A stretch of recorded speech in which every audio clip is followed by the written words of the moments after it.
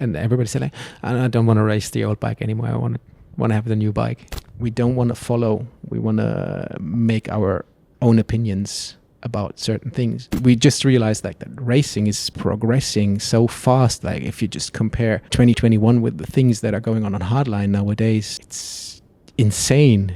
It instantly like sparked an inspirational conversation. This would be like the Fort Williams setting, or this would be the Val di Sole setting, or this could be interesting here or there. And the key challenge for us was to basically increase suspension sensitivity while maintaining a certain pushability. You could basically shape the axle path completely independent of leverage curves. Troy basically doing that, finishing Mount St. Anne first place after an amazing race. That was just the icing of the cake.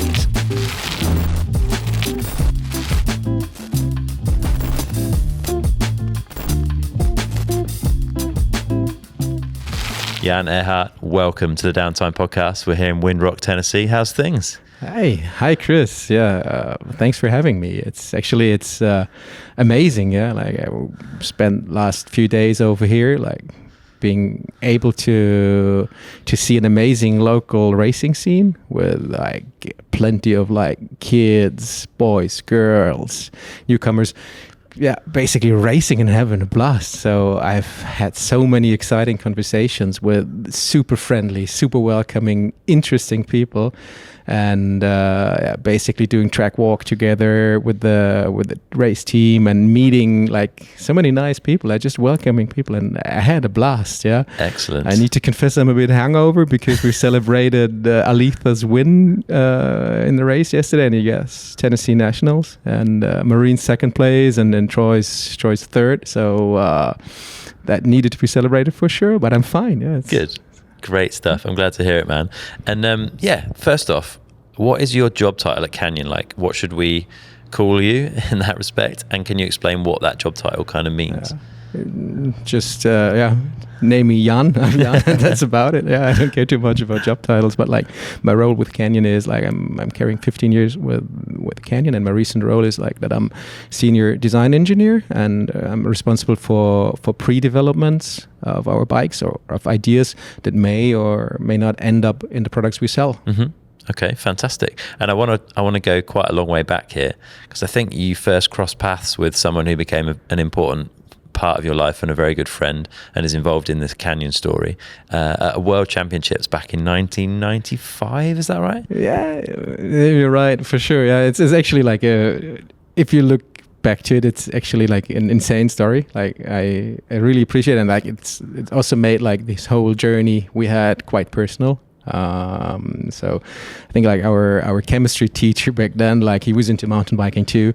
He asked if we'd be interested in driving down to downhill finals of World Championships in 1995 in Kirchzarten, close to Freiburg, and we said, hey, of course we want to come, because we've been into riding mountain bikes, like in the basement of my parents' house. There was like a bike shop opening in 1989. Okay. So I was basically, I'm 1981, so 8 years old, and basically that was my first contact with mountain biking. And ever since when I returned from elementary school, what I did is like the shop window wasn't big, because it was basically just a glass door. Yeah. That was basically the shop window. Yeah.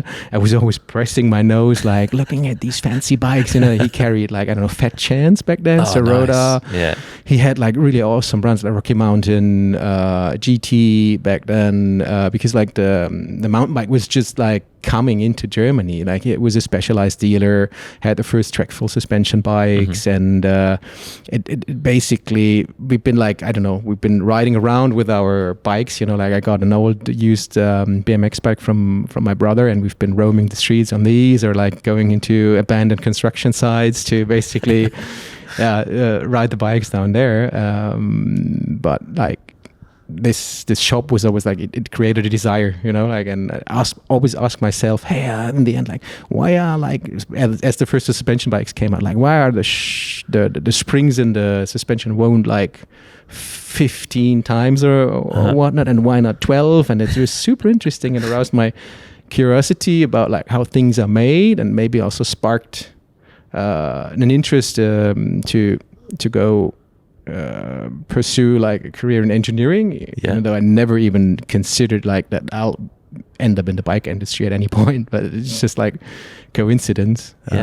Great inspiration from an early age, right? Yeah, for sure. And that teacher then we said, okay, of course we're going to Worlds with you. It's just amazing, because like we just knew these racers from the bike magazines that shop sold, and I was like, I definitely want to go there. Like you see all the old racers like John Tomac, H-Ball in real and that close, because it was just like a 3-hour drive from where we grew up. And coincidentally, actually, like I stumbled upon Peter actually back then, which is like just a random dude, and we basically actually just realized 2 years later that we've crossed paths. At that event. It was a punk gig, right? That you actually sort of properly met and spoke to each other for the first time. Yeah, it was crazy. Like basically a girlfriend like basically said, hey, Jan, like you need to go to that guy on the merch stand, because he was friends with the band, he was selling merch there. And this guy over there is as crazy about bikes as you are. Maybe you should meet, maybe you should ride together. And that basically like was him, Yeah. And so we rode bikes together, and just years later we found out, like, because like going through pictures, actual pictures, because back then, you needed to have not digital pictures, it was pictures printed on paper, and we went through pictures like, hey, damn, I took exactly the same picture, exactly the same bike in exactly the same position, and he had the same picture. Yeah, took that picture too. And then I just remembered that it was a crazy dude next to me with long hair, with a super huge like mirror reflex camera, which was like pro top-notch equipment back then. I was like, was that you? It's like, oh yeah, that was me. No way. And, that's amazing. Basically, we've got friends and like rode bikes and everything, and just by coincidence ended up both working for Canyon, like with some twisted path. And funnily, like he's like basically the designer of first generation Sender, second generation Sender, and like the half, you can say, like of third generation Sender, together with another colleague like Phil Brauchle, who was like heavily involved in that as well. And it was just like an amazing story, like considering last year's race season, when like, Troy and Luca basically also like might have had a hard time in 2023. That they basically like came into 2024, and they've been like in the top spots in qualies, in semis and finals so consistently. If the weather like wasn't like, I don't know, playing roulette or so, it was just amazing to see, and to see how the season turned out, like 30 years after I first met Peter. That's amazing. Stash Space Rails is the ultimate way to store your bikes. You can get more bikes into less space. It's really easy to fit, it's really easy to use, get to whatever bike you want exactly when you need it. Downtime viewers get 10% off their entire order by heading to stashproducts.co.uk/downtime and using the code downtime, all in capitals, at the checkout. Upgrade your bike storage today. And Peter had some bike design experience before you joined him at Canyon, right? He had a school project in 1997 that was of fun a bike too. called Future Stuff, spelled with a PH. But actually, it was a bit ahead of its time, right? That was amazing too, funnily. Like, he's basically, as we met, he was just doing industrial design school. No, it was before. He was about to do industrial design school. And he was always like a creative guy, He actually, like, he's super passionate about downhill. He was an early subscriber of Dirt magazine. He was super into riding bikes, but he also had a passion for mining equipment and excavators. So he like basically, first time I visited him, like he had like a living, like basically his room was stashed with plastic sheets and basically like model creation equipment. And he was basically recreating mining equipment, diggers and excavators, just like it wasn't a bought model you could just build and fiddle together. He's building them from scratch. He's building them from scratch. and he basically like in high level detail and high level scale, in I don't know 1 to 5, 1 to 10 scale, and recreated them because he's been into diggers. It went even as far as that if there was like a construction site, they even found out where the keys of the machines have been hidden, and basically during night they went into to drive the diggers or to have like somebody up on the crane going into the little crate there to move him and his friend Andy around. So like he's really into model building, and that led him also like studying industrial design. So that's basically what he does. Incredible. And you're both at Canyon in 2013, right? Which I think is when the development of the first sender began. Like what drove Canyon to want to build a World Cup winning bike at that point? Do you remember that time? I think also if you're getting back to the first question before, like also as you referenced with the high school project, I think. You mentioned like he also, which was super wild as well due to his skills in model building, like they did Andy, another friend, and him, they basically did arts high school project, and they've basically recreated a bicycle that seemed to be ahead of its time as well, because it had basically like a high pivot suspension with floatable brake arm, even with a floatable idler that kept chain length constant. It featured like high stack cockpit, even though the head angle, when you look at pictures, it was like probably, I don't know, 70 degrees or something like that. But it even like, because the forks back then had cantilever brakes on the fork, so it was crazy to see like the front of the bike with a first generation Marzocchi Z1 with cantilever brakes, but the rear was just ahead of its time. And as I've seen this bike the first time, and knowing the bikes that have been available at the bike shops, I was like, oh man, dude, what did you do? Like, how did you come up with that? And but just with his skills from reproducing diggers and mining equipment, he could just basically turn it into a really nice, like basically mock-up of future stuff. As they've been riding it into the down tube. Incredible. So how did Canyon come to decide that they wanted to take on downhill bikes? Because the Sender was the first for them, right? They had some kind of part bikes, I guess, but they didn't really have anything in that downhill realm. Yeah, I think at Canyon, basically we had like the first like long travel bikes you can have fun with around 2004, 2006-ish, but these have been primarily focused on like free ride, having fun, some like, like the Torque, which has been an amazing platform that basically back then, I think it was in 2008, 2009-ish, that could be converted from a lightweight vert riding bike. You can basically hike a bike up the mountain to be like, back then it had 180 meters of travel, combined with a frame weight of, I think it was under 12 kilos, which was unprecedented back then. And you could, just by swapping components, you could transform this 180 millimeter bikes under 12 kilo into a proper free ride bike you could take to the bike park. And there was like 3 different other setups, one like more focused on enduro racing, and the other one, I think it was also like more focused on Transalps, to do like Transalps with a long travel bike. But we've also had a double crown version of it, but we felt that even though you could ride that as a downhill bike, that we still lack like a proper DH bike for proper racing, especially with like when Peter joined the company in 2013, I started in 2010. As he came on board, and with our shared history together, we always felt like it would be amazing to do a proper downhill bike. Yeah, and Canyon gave you, I guess, carte blanche to go after that, and that, I think the objective was not just to build a downhill bike, but to build a downhill bike that was capable of winning World Cups.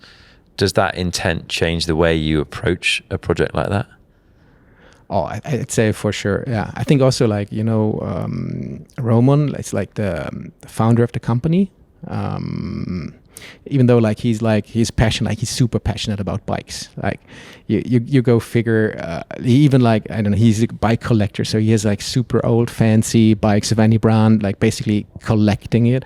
And his passion is also in racing. So even though like his passion like is coming from the road bike side of things, still like racing is like something he truly loves, and he also sees racing as a perfect proving ground for a product. So we really appreciated like this push for racing, and that we wanna go in that direction, and that approach is there. Okay, if we're going to compete, we're going all in and trying to be there, and trying to be at the forefront together with all the other guys. We're like nowadays like bringing amazing effort. Like it's just super cool to be a part of this, and it's super cool to see that everybody is pushing and trying to be better, just because it makes it more exciting. Yeah, it's the technology battle is definitely intensifying year by year. And you had the Gen 2 version of the Sender, which launched back in 2021, and we've raced on the little Downtime project team for the last couple of years, and absolutely loved it. It's a great bike. Where do you start with the Gen 3? Because I think that sort of development process kind of kicked off almost at the same sort of time as the Gen 2 launched, right? Yeah, exactly. Yeah, so we started with the Gen 1 that has been launched in 2016, which was basically like the first proper downhill race bike we had, that was also like on the forefront of the bikes that could be adjusted in a very, very wide range to the rider, with the reach cups, with all the adjustments we built in, with the MX Link kinematics that could basically fine tune the progression of the bike independent from the rest of the kinematics.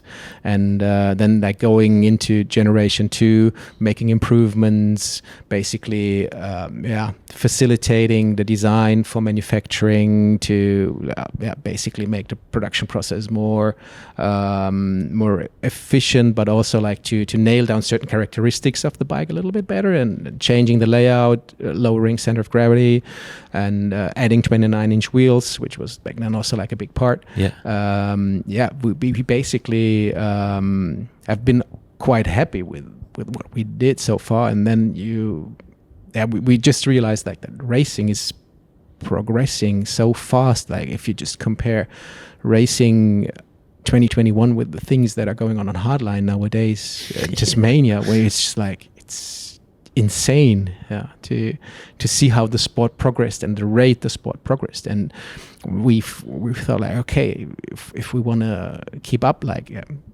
how can we make our bike faster?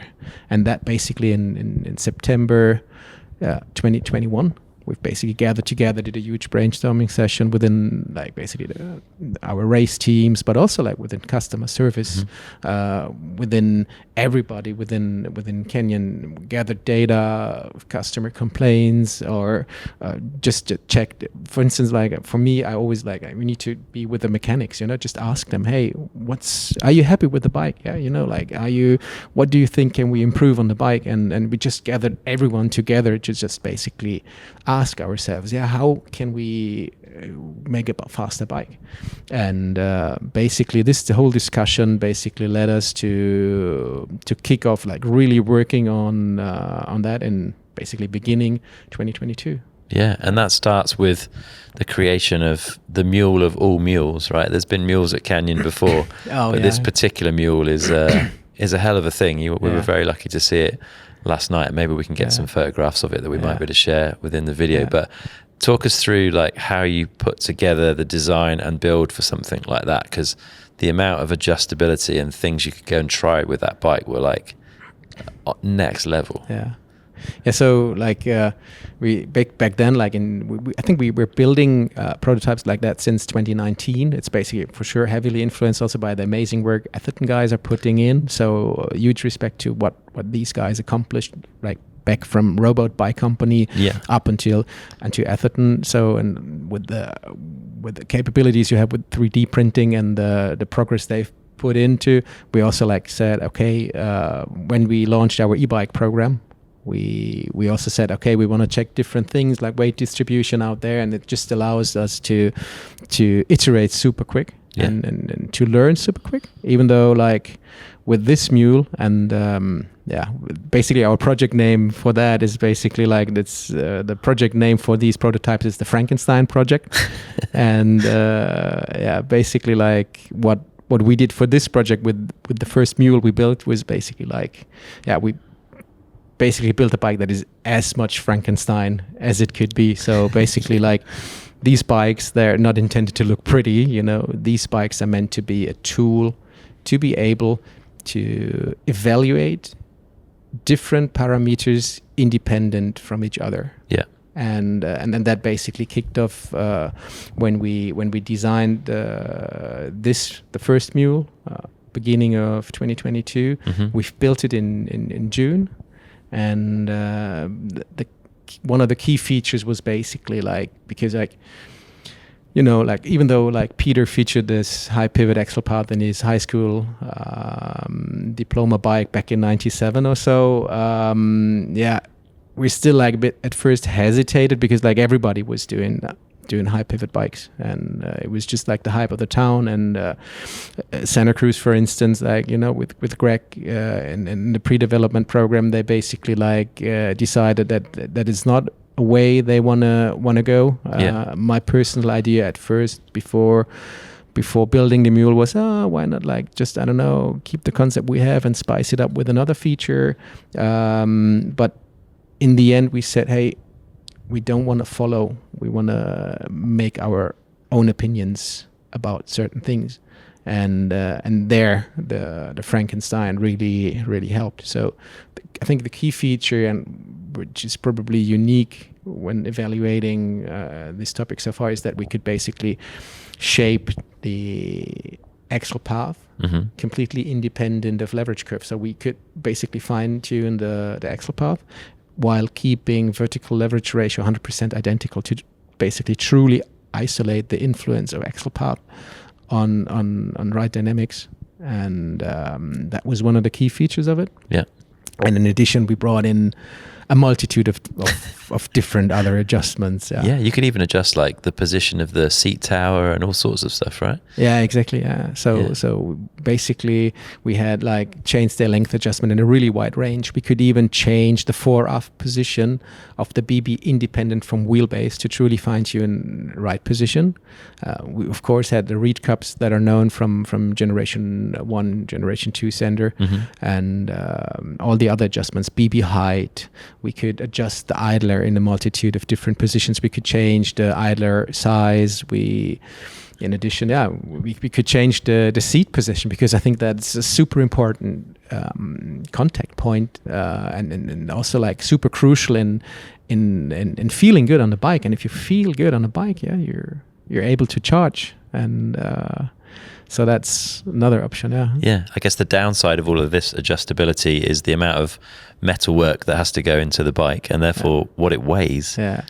I think it might look heavy, but if you consider like what downhill bikes have been beginning of the 2000s, so it's weight-wise, it's basically like a 2000s downhill bike. And back then, I think nobody complained about the weight. And if you figure that nowadays people are actually adding weight to improve suspension performance, that wasn't a bad thing. Yeah. But what we tried, or like what we did to mitigate that, is basically we've built in a baseline setting into the bike that could basically replicate the suspension characteristics we have on second generation Sender. Okay. So during the test, like this was basically our starting point for testing.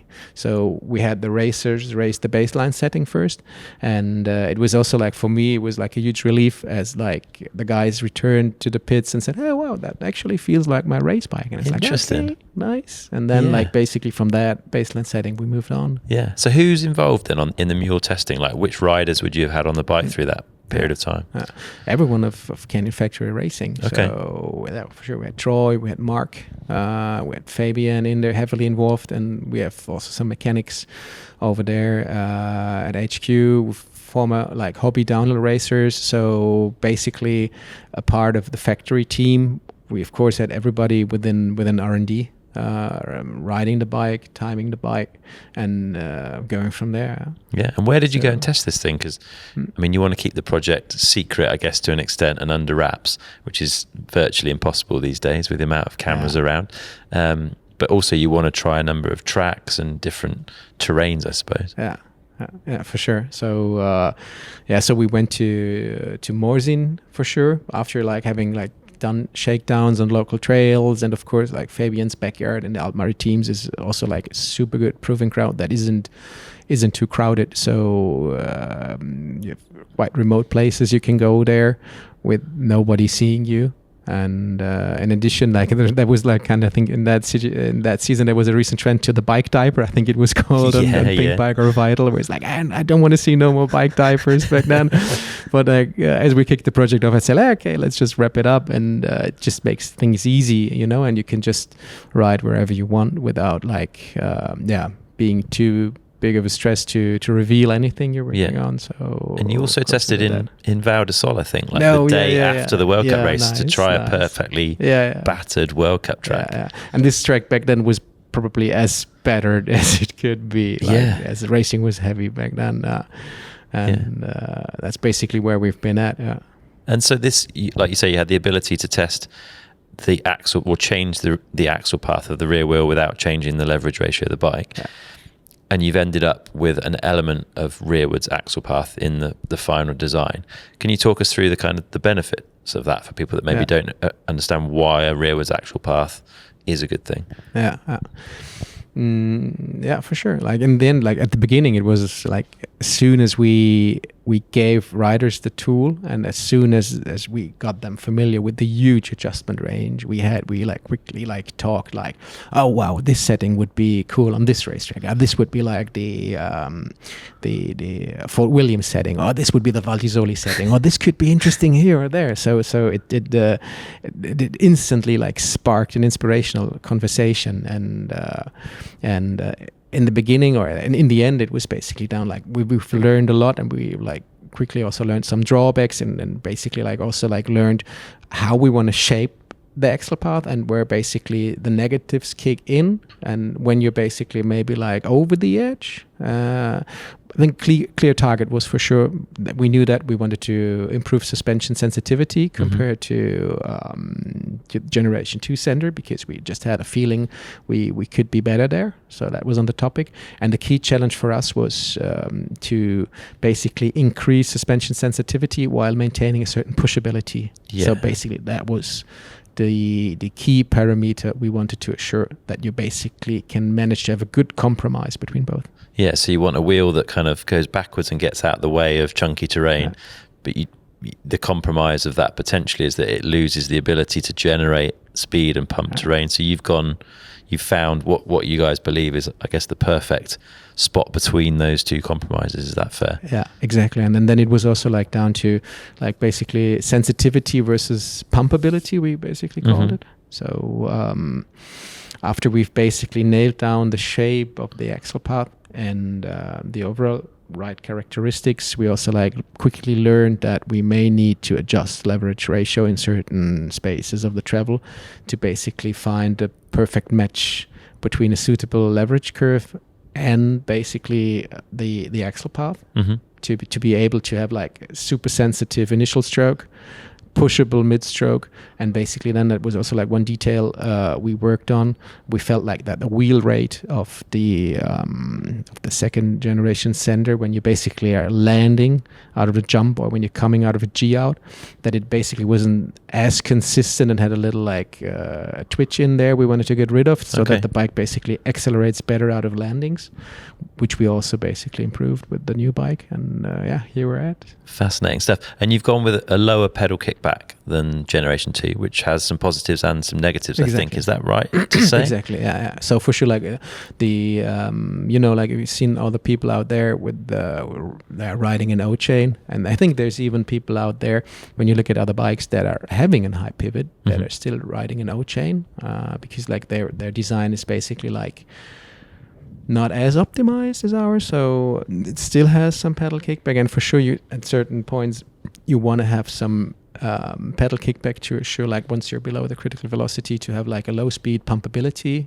to be able to pump the bike out of the turns. But we felt like because we reduced the pedal kickback with a derailleur transmission, you can't like reduce pedal kickback entirely because it changes due to the gears you're using. And what we did basically is we determined the gears that are used most, and then basically optimized the pedal kickback there, and we basically reduced it from around like 5.7 degrees down to 0.5 with like basically an upper chain growth of only 0.1 millimeter, which is basically nothing, and which is consistent overall gears, and we matched that with like this tailored mid-stroke support in the leverage for the pumpability. I didn't realize until fairly recently that the pedal kickback varies from gear to gear, but when you talk about it, it makes sense.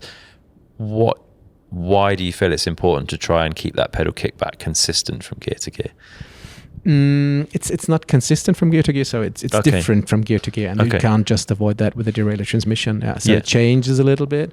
But you've not minimized as heavily, that. But the baseline is like you need to optimize it for the gears most ridden, which is basically like middle to down of the cassette. And how would you feel that, like, if a bike has a large variation in pedal kickback between gears, what would you feel compared to what the Gen 3 sender delivers? Does that make sense? I think the most you probably notice that, not comparing downhill bikes, but for instance, if you're riding with your trail bike, and you go from the biggest gear over 50 gears and you're climbing, that you can definitely like feel it.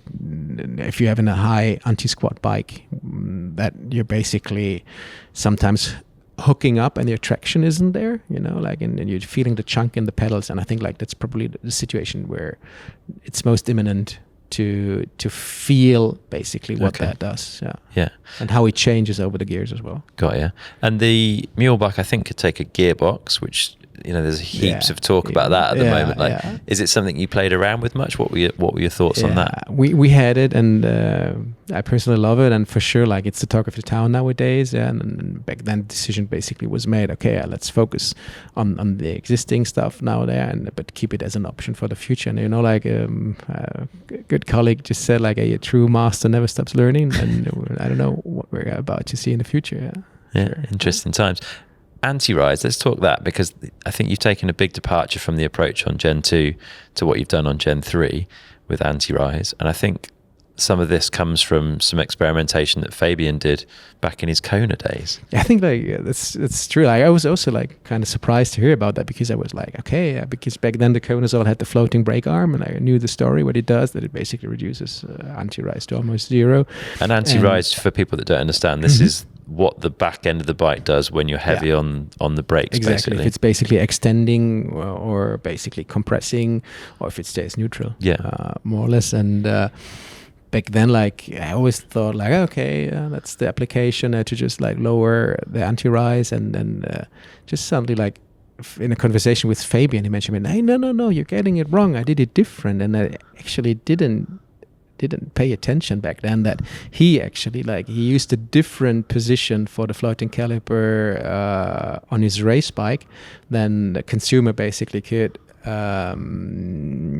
on their regular like free ride bikes, which is basically he inverted the whole principle and had it basically compressing, and there's a bit contradictory, because like if you're having, for instance, also maybe like on my personal everyday trail bike, when I'm riding trails I don't know, or like I don't know, don't have like a proper race technique to carefully choose where I'm braking, I'd probably like be happy with an anti-rise around like 50-70% or so, like just a neutral thing to have it fairly active, because like I don't brake maybe in the best spots, and like I know, like as an average rider, you sometimes also mess up a little bit here and there, you know, and then it helps. But if you're like racing the same racetrack over and over again, you know where your braking spots are, and also sometimes I think Val di Sole has also like some sketchy places, like basically when you're coming down from a steep and then there's a little flat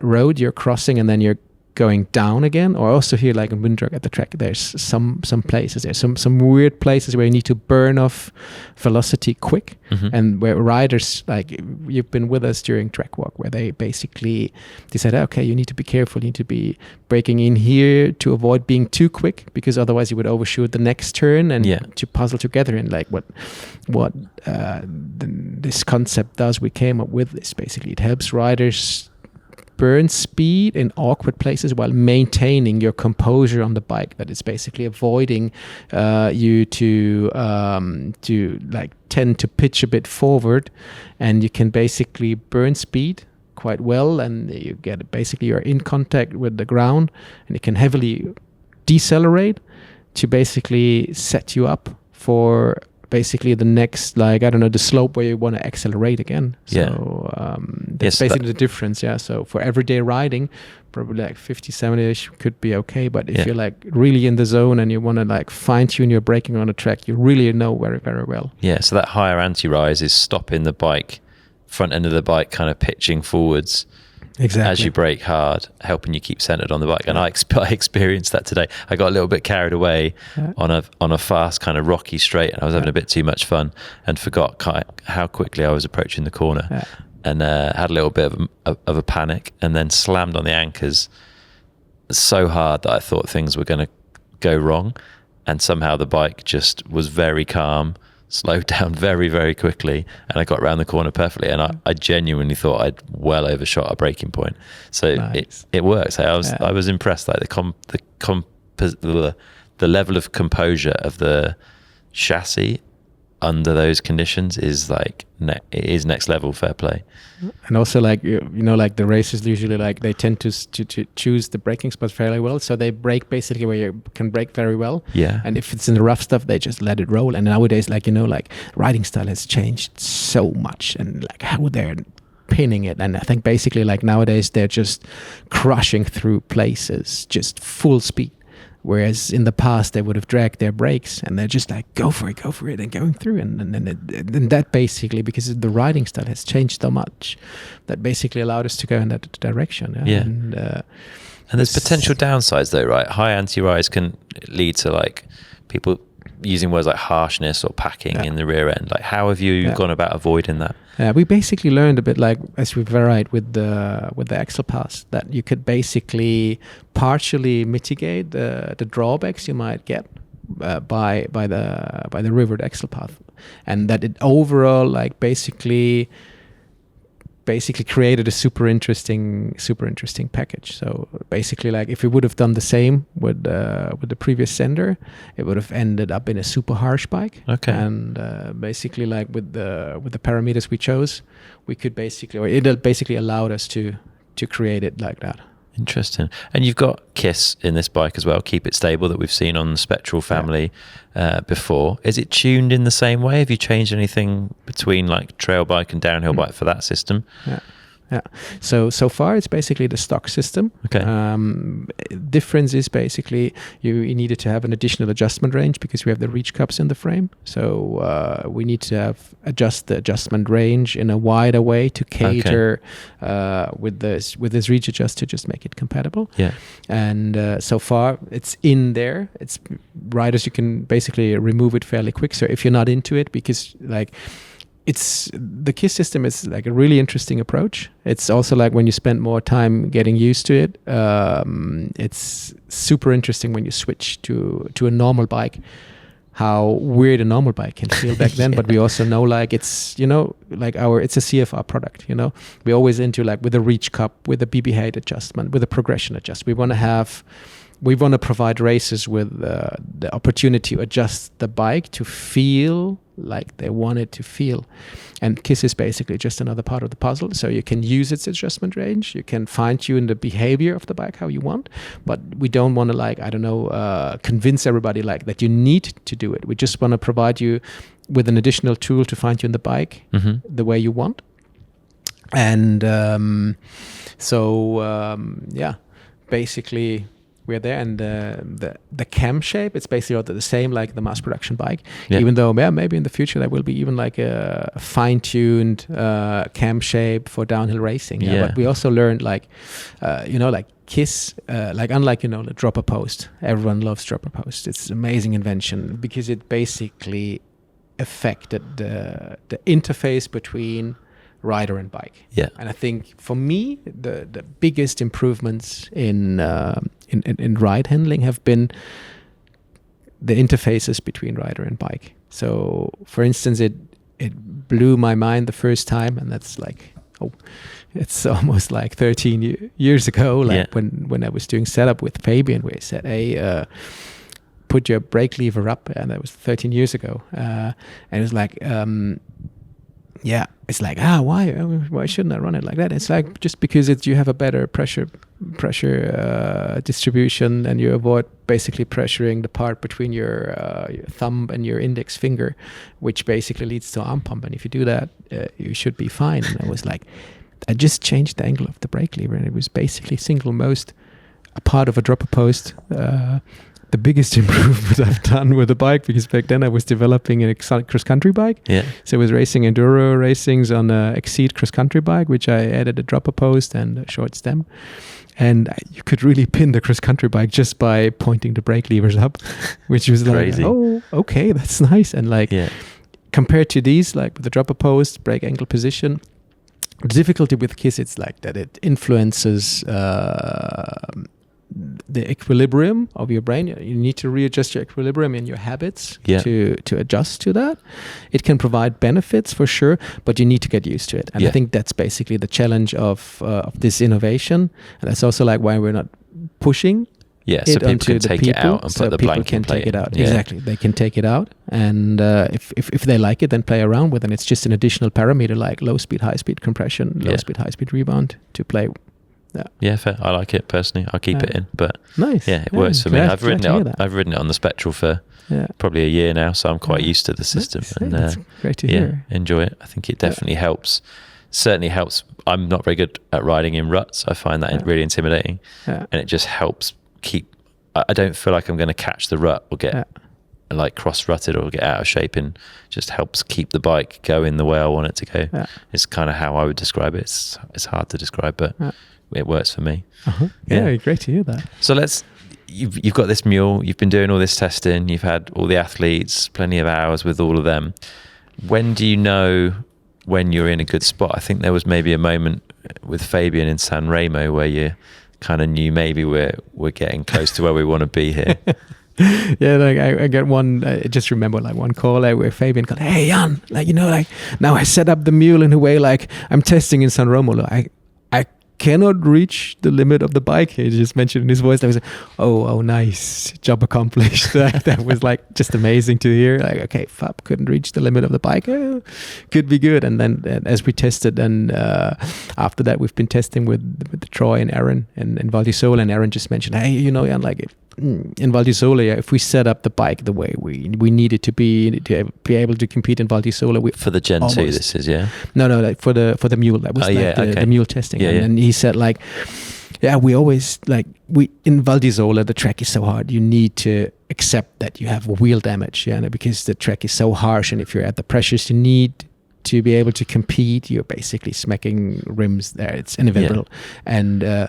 And he just mentioned, hey, we almost had 0 rim damage in Val di Sole, and it was like, oh, nice, that's good. So Troy has been stoked. Aaron as well. Do you think this is because of the rearwards axle path, like helping the wheel get out of the way of that damage? Yeah, for sure. Super interesting. So you've got the Mule, you've got the kind of tick from Fabian that things are in a good spot. If he can't ride the bike to the limit, then it's a fast bike. How do you then change gears and move from the Franken bike having everything you want to turning that into a productionized bike that looks beautiful, that we can all go and buy, and that's going to be easy to live with and to look after?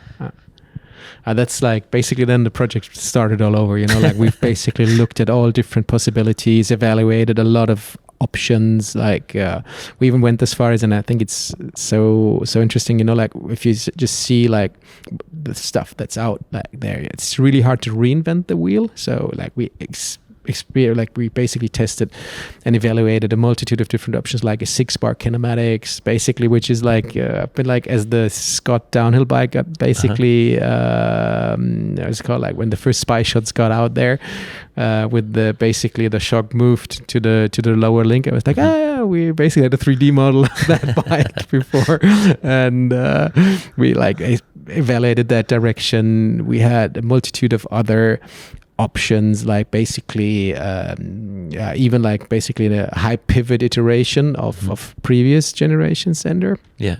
and a multitude of others, and that basically also like meant, okay, we need to rebuild mules, we need to evaluate the parameters. We basically created a ranking chart of the options we have, and ranked these against each other. And in the end, like, we just felt like that package we went for was basically because we felt like that, like when you're putting like the high pivot in our existing layout, that you're basically ending up with a pretty high center of gravity with a little bit like less composure in the frame. So that basically led us in a team decision to go the route we went. Okay. And obviously the thing's got to look beautiful too, right? Everyone likes a nice looking downhill bike.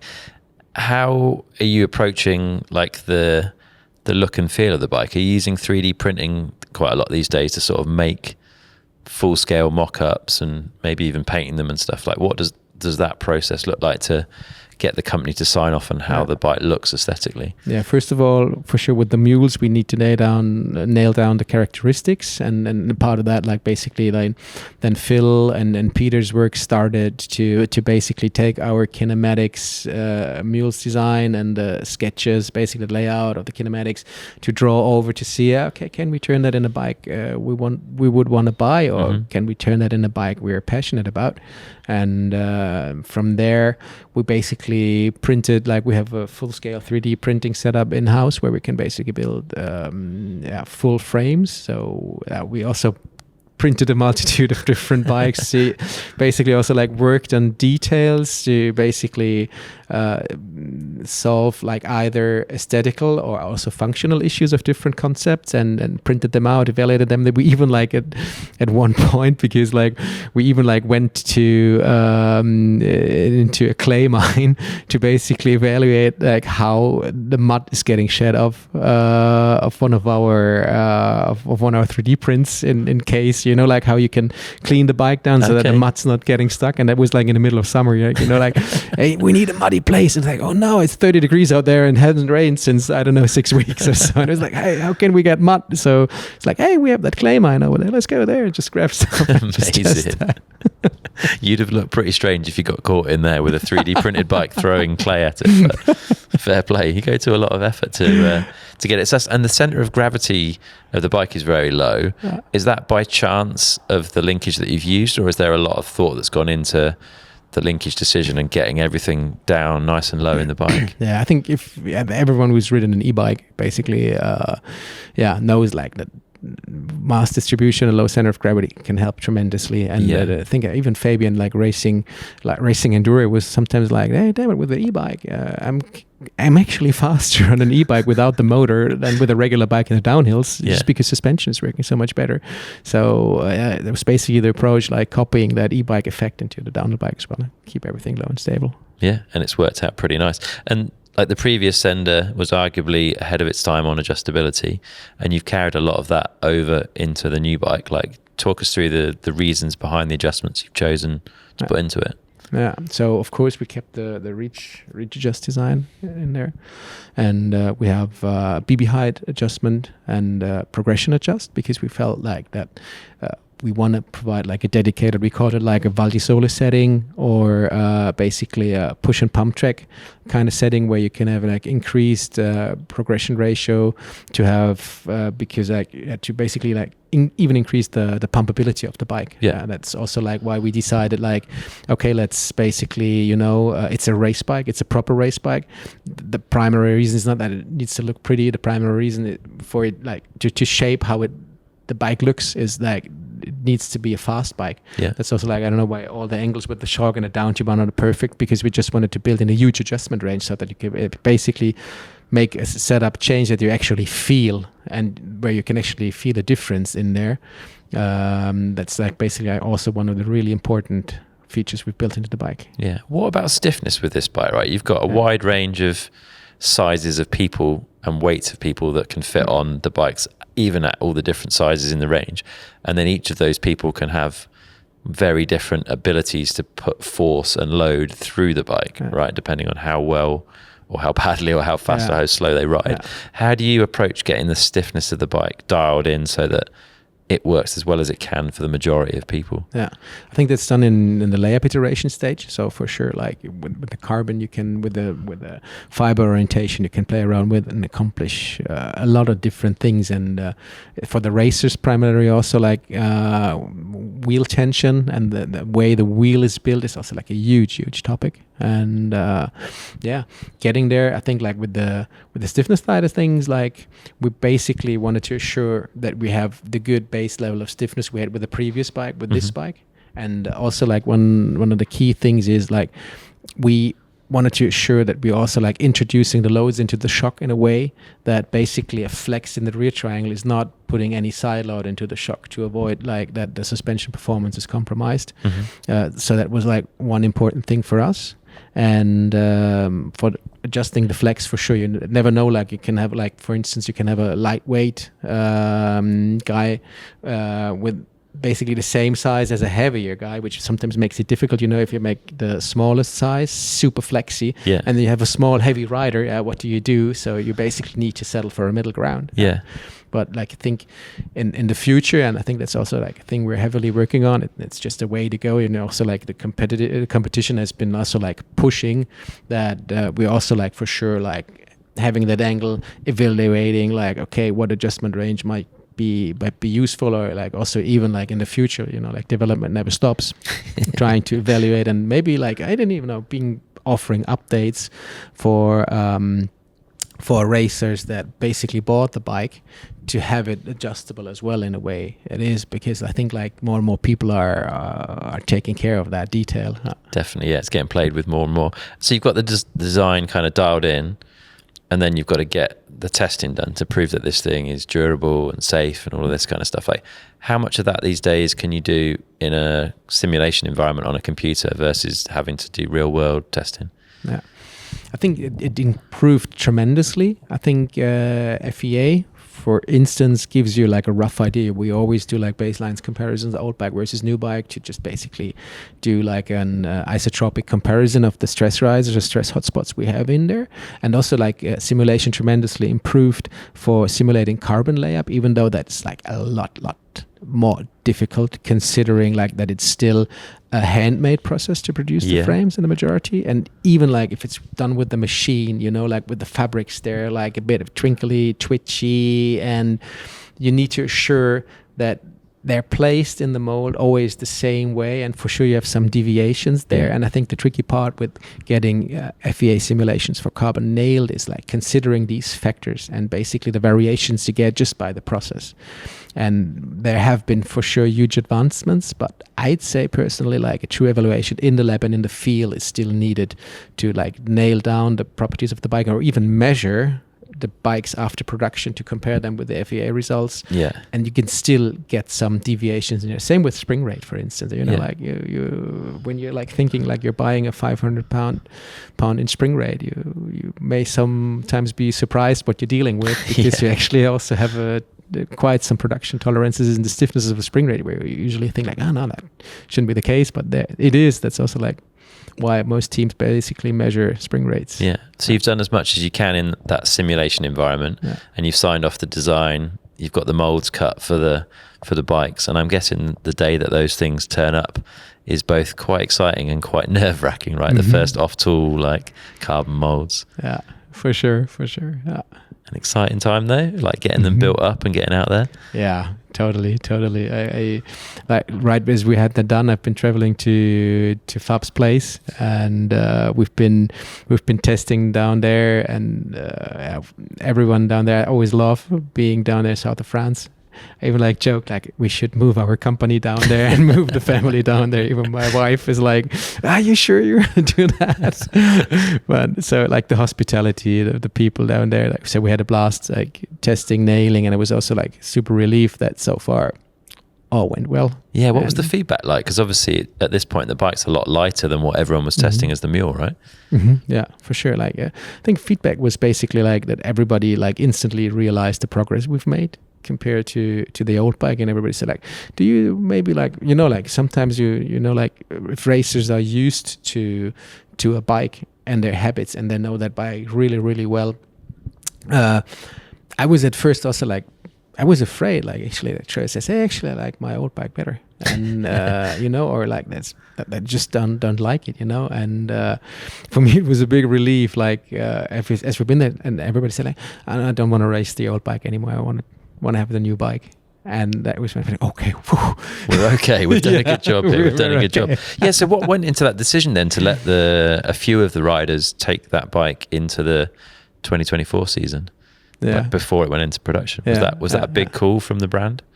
Yeah, I really loved it because you can basically, you know, it's the best field testing you can done. You know, like if you have a proper season of World Cup racing on a bike, and also it's a huge chance to improve and to learn things, to fine tune stiffness properties, layup. You can just see basically, you know, also like we consider like a racer, like no matter if the privateer or the World Cup level racers, and also the mechanics as our customers. So for me, it's always super important to chat to the guys in the pit getting the work done, to say that, hey, are you like, I don't know, are you cursing at me or at Ivan, my other colleague? Basically, Ivan is basically responsible for the industrialization of the project. Mm-hmm. So I did the pre-development, nailed down the parameters, laid down a rough draft of the bike. And Ivan took over for industrialization and all the fine details. Yeah. So I'm always asking the mechanics, hey, are you cursing about us, Ivan and me? Like, is there something we can improve? Yeah. Are you happy about it? Because like a happy mechanic is, in my opinion, is a happy customer as well. So for sure. Yeah, it's a good sign, right? Yeah. Did you make any changes to the bike based on feedback from the World Cups last year? Yeah, of course. Okay. Yeah. What sort of stuff changed? Can you Flex say? for sure. Flex for sure. Like definitely something we've worked on. So the carbon layup's different from the original. Exactly. Yeah. Exactly. Then what else I need to consider? Like, it's basically because everybody was involved early on, and basically we also like had them sign it off fairly early, and like we disclosed information super early with them, because like for sure the factory team, like it's not like, I don't know, like we're like a contractor or something delivering something. Delivering something, like everybody was involved, and I think we had some tweaks. Let me remember actually, like about that, I think they've been fairly happy actually. I was like, hey, you should complain about anything, you know, give me work to do, or give Ivan work to do. But the thing so far it was good. Excellent. And I mean, it was clear that the bike was fast, right? Both Luca, Troy, and Tani all came out of the blocks fast in Fort William. Mm-hmm. And then you went on that season for Tani to take the first win on the bike in Val di Sole. Oh, that was an emotional was day. A big day for you, eh? Yeah, it was. That was basically the first win on the bike, you know, like, and for me it was like amazing to see Tani like coming back after her injury, like, and the recovery. And I think I really embraced the fact that we said, hey, Tani, take your time, recover. It's so important. If you're not feeling well, just take your time to recover. And then she came back, and with the new bike, she was in the mindset liking it. And Val di Sole that day, basically she came down, won the race, and it was actually the day my third kid, like my daughter, was born, like basically same day. And I got to know, it's like, hey, Tani, you want to World Cup on the race? I'm like, whoa, no, it's the birth of my daughter. It's like, it's amazing. And like, funnily, it was actually also Tani's birthday that day. So she won that race on her birthday, and like it was basically the birthday of my third kid. So I will never forget the 15th of June 2024 ever in my life. So very special. That was a super emotional moment. And then, like, you know, like with the history with Peter, like that we had a World Cup win 30 years after we first met, and then like basically Troy, basically, you know, after struggling, you know, with second places, you know, being consistently at the top notch, being there at every race, but then somebody was faster. And then, like, you know, in Mount St. Anne, like basically, and I mean, our whole approach of the program was, we wanted to save seconds and to turn them into firsts. And then, like, just Troy basically doing that, finishing Mount St. Anne first place after an amazing race. That was just the icing of the cake. So super happy. Luca, Tani, Troy, everyone in the team being like consistently in the top spots around 2024 compared to the previous season. Could have been prouder about that. Right? Yeah, that was amazing. Cool. So how does it feel now? Like, you're on the cusp of this bike being available to the public. You've been putting it in the hands of the media this week and getting some initial feedback. Like, how are you feeling about things? It's a big part of that project that started, 4 years ago? Yeah. Feeling super well. Like in addition, that I also we watched the race together. We course-walked the track together, and we've been surrounded by amazing people like Nico, Aaron, like that. I've watched the races over here in the East from afar, like also following our preseason testing last year. And it was like, whoa, it's amazing. Like you see the broadcast, and it's almost like watching a World Cup, even though it's basically a national race. Yeah, incredible, like, eh? And the people, the friendliness over there, and you stumble upon so many interesting people. And in addition, for sure, we have media testing the things that we did over the last years for the first time. It's super exciting. Pretty special week. Yeah. Good stuff, man. Well, it's been an absolute pleasure meeting you, hanging out with you, and finding out more about the bike and having the opportunity to ride it. And we've got a little bit more time on it tomorrow as well, which is super exciting. If people want to go have a look at the bike, I guess in canyon.com is the best place for them to head. Yeah, for sure.